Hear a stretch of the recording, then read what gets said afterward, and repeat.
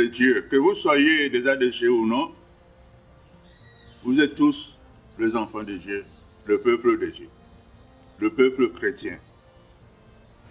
Je voudrais m'adresser à vous, peuple de Dieu, en ces jours, sur le confinement physique et spirituel. On peut se poser la question, qu'est-ce que le confinement spirituel? Le confinement, c'est un état de privation de liberté, de circulation et de tout mouvement. Vous savez, nous le passons, ou bien alors nous le vivons depuis quelques mois.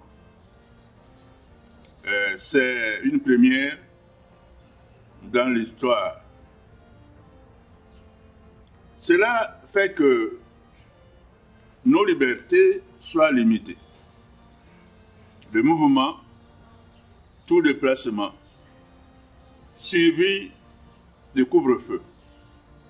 À une heure bien fixe, il faut se retrouver chez soi.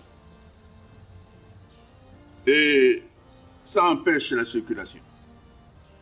Ça empêche tout mouvement et tout déplacement. Ce temps passera. Ce temps de privation passera. Nous retrouverons notre liberté et comme par le passé. Je voudrais dire courage. Courage parce que tout finira par passer et retrouver la vie d'autrefois. La question que je voudrais poser au peuple de Dieu, c'est dire que le confinement peut-il aussi être pour nos âmes? Je dirais pour le peuple de Dieu, le peuple racheté de Christ, non, normalement non. Cependant, nous remarquons que c'est aussi un temps de faiblesse, de découragement, de relâchement pour certains des enfants de Dieu. Et notre âme ne peut être confinée. Partout où nous pouvons nous retrouver, c'est la communion avec notre Dieu. Nous continuons à prier, à vivre la vie chrétienne, comme par le passé. Viendra le jour où le déconfinement sera proclamé. Alors j'imagine la joie des enfants de Dieu pour se retrouver ensemble, louer leur Dieu avec joie, prier comme par le passé. Mon vœu, mon souhait, c'est que les enfants de Dieu ne soient pas dispersés par ces confinements, qu'ils ne soient pas comme perdus dans la nature pour ne plus se retrouver.